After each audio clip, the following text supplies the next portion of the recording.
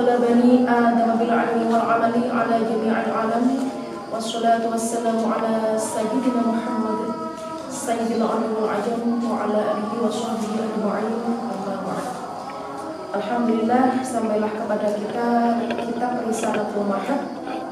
Tidak lupa tawasul Fatihah kita haturkan juga kepada mu'alifnya atau penyusun kitab ini. Oke, kita langsung saja. Yang pertama adalah asal-usul haid.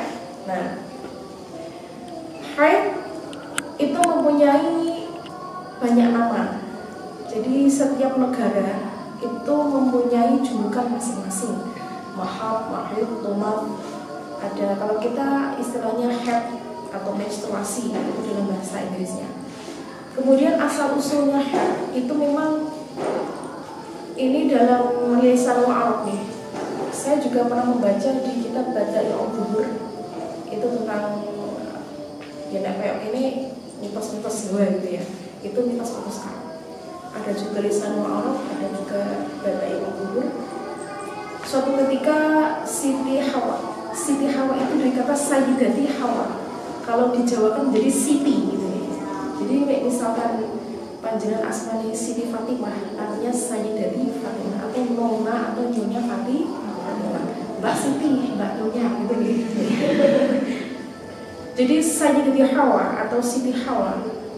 Hawa itu artinya perasaan. Kan dibujuki syaitan untuk memakan buah khuldi. Siti Hawa juga dibujuki syaitan untuk memancras pohon khuldi. Tidak hanya memakan buahnya, tapi juga memancras pohon khuldi. Siti Hawa, tolong dong kita dipancras. Kenapa harus aku? Karena kamu yang bisa, aku tidak bisa. Aku tidak punya kekuatan untuk memantrasnya. Memang dalamnya ada apa? Pokoknya ada sesuatu yang luar biasa. Ketika dipancras, maka ada getah. Ketika dipancras, Allah langsung pirsa dan Allah itu dukung-dukung. Allah atau marah gitu ya.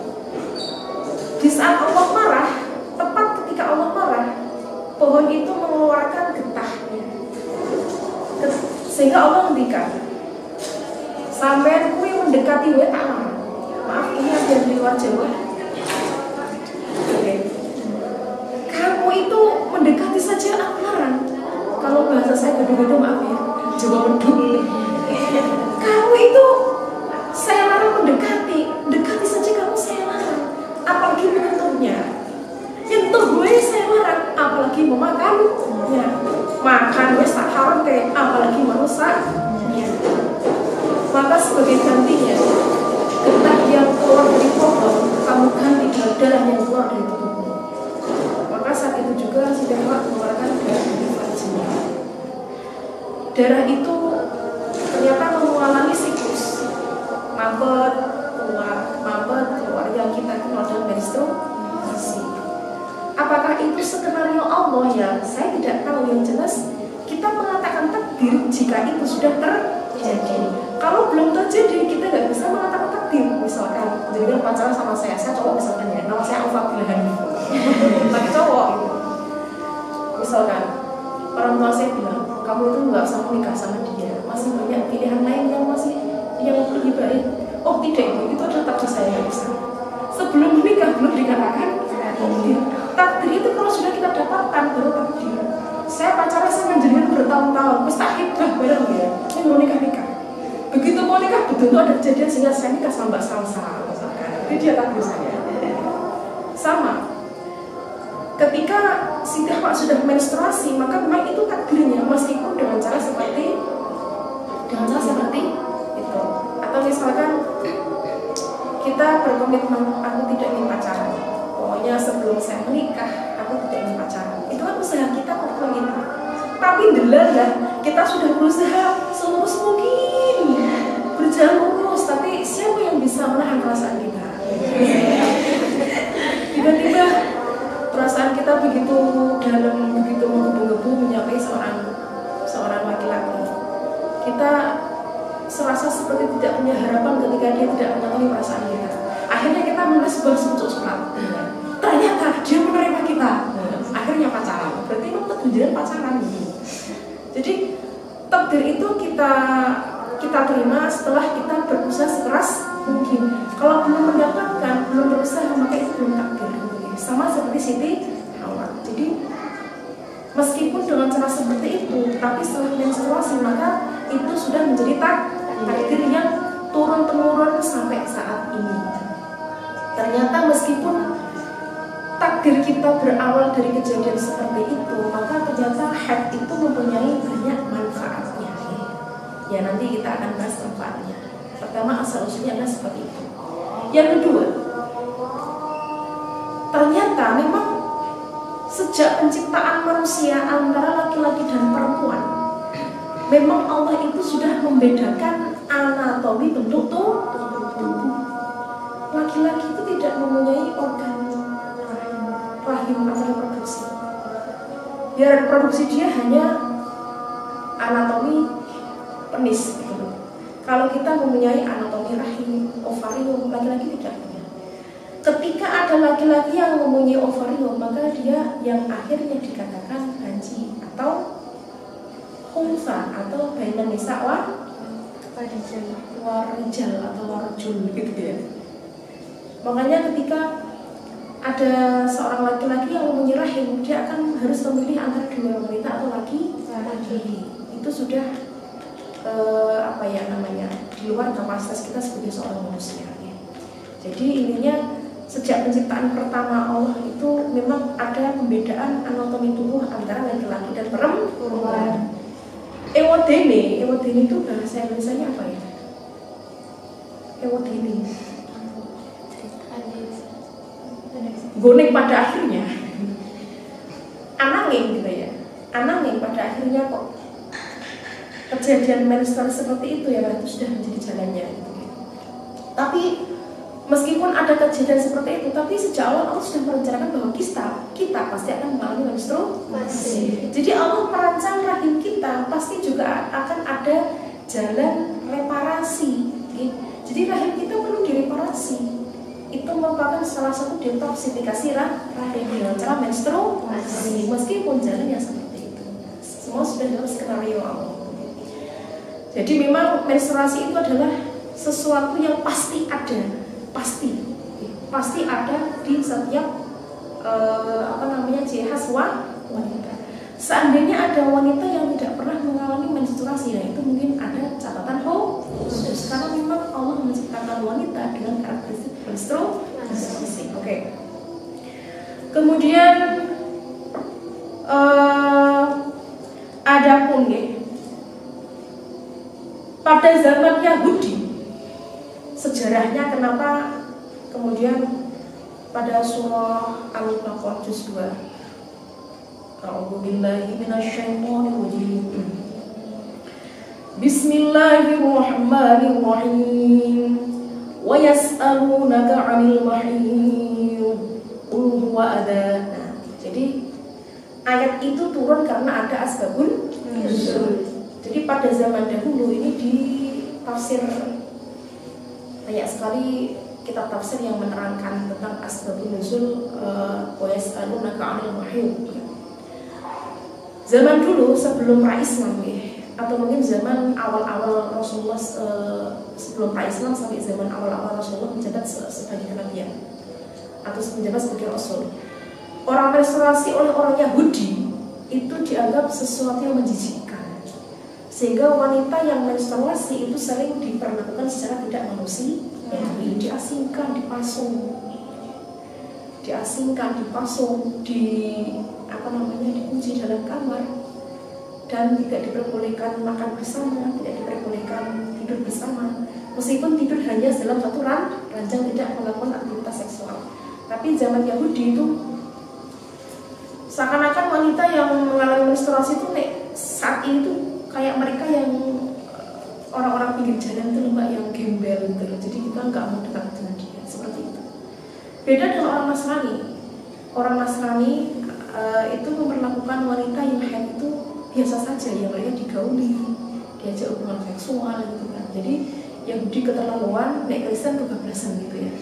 Akhirnya dengan fenomena seperti itu, para sahabat bertanya kepada Nabi, wa yas'alunaka 'anil mahid, Qul wa adam fa'tazilun nisaa fil mahid wa la taqrabuhunna hatta yatahurun. Akhirnya turunlah ayat ini bahwa memang wanita itu mengalami menstruasi, dan menstruasi itu adalah menstruasi itu adalah kotoran. Ada itu artinya kotoran, bukan penyakit tapi kotoran. Jadi tetap kita, meskipun wanita itu kotor, tidak merusak esensinya sebagai seorang wanita yang dihormati. Hanya saja kita tidak boleh, niki Rasul ya mendikan sama sahabatnya, kita tidak diperbolehkan menggauli dia dalam hubungan seksual. Tapi selain seksual apapun harus kita berikan haknya, dihormati, dielus-elus, dijumbu juga boleh gitu kan, berciuman, meraba-raba boleh, asalkan tidak melakukan hubungan seksual atau berjumbu itu tidak dilakukan di area di antara pusar dan di atas lutut, itu nggak boleh. Kenapa tidak diperbolehkan? Karena darah haid itu kan kotor, itu akan muncul banyak penyakit kelamin. Makanya kalau kita melihat banyaknya penyakit sifilis, gitu, raja singa, itu banyak dilakukan laki-laki yang suka jajan. Karena apa? Yang saya karena wanita kerja komersial itu kan tidak memperhatikan saya menstruasi atau tidak. Lah mungkin dari darah menstruasi itu kemudian muncullah para penyakit kelamin. Jadi ya seperti itu, makanya dikatakan haram. Dan berhubungan seksual di dubur itu lebih bahaya lagi, lebih dahsyat lagi penyakit kelamin yang ditimbulkan. Kalau di Amerika Serikat, orang yang melakukan sodom atau liwat itu biasanya dilakukan oleh para gay, ya. Gay sepanjang sejarah, niki di luar konteks kita, tapi saya tak ngomong ya. Gay sepanjang sejarah itu tidak ada yang hidup bahagia. Hampir semua gay itu mati secara tragis, mati dengan kondisi penyakit yang mengerikan. Di antaranya penyakit kelamin yang disebabkan oleh gay itu bisa memicu pembengkakan otak. Itu banyak terjadi di Amerika.